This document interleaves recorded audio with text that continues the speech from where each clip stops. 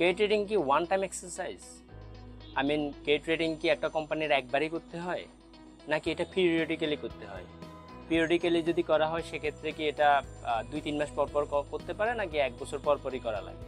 চলুন এই বিষয়টা সম্পর্কে একটু ভালোভাবে আমরা স্যার থেকে জেনে নিই।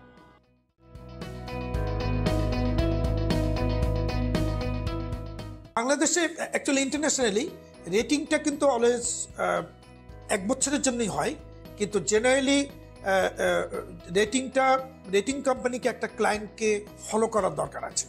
তো ইন্টারন্যাশনালি জিনিসটা অ্যাপ্লিকেবল হয়। বাংলাদেশেও ঠিক কারেন্ট ল যেটা আছে এসএসসির ক্রেডিট রেটিং রুলস 2022 যেটা এসছে, সেখানেও বলা আছে যে একটা রেটিং কোম্পানি একটা ক্লায়েন্টকে 4 বছর ধরে ইনিশিয়ালি রেটিং করবে, ইনিশিয়াল 1 ইয়ার, এবং দেন সার্ভেলেন্স বলা হয় নেক্সট 3 ইয়ার্স।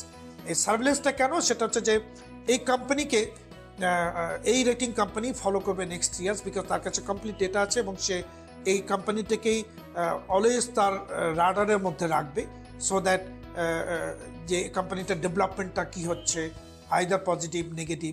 সেই জন্য কারেন্ট ল হচ্ছে যে একটা এগ্রিমেন্ট উইথ এ ক্লায়েন্ট একটা রেটিং কোম্পানি মিনিমাম 4 বছরের জন্য করতে হবে, যেটা ইনিশিয়াল 1 ইয়ার এবং পরে 3 বছর, এবং 4 বছর পর দেন প্রবাবলি এই রেটিং কোম্পানি তখন যে ক্লায়েন্টটা অন্য কোনো কোম্পানির সাথে আবার রেটিংয়ের জন্য এঙ্গেজমেন্ট হতে পারে। সো এটা মেনলি এইভাবে এই জিনিসটা অল ওভার দ্য ওয়ার্ল্ড এই প্রসেসটাই ফলো করা হয়। আমাদের বাংলাদেশেও এটা আমরা প্রসেসটা ফলো করছি অ্যাজ পার ল।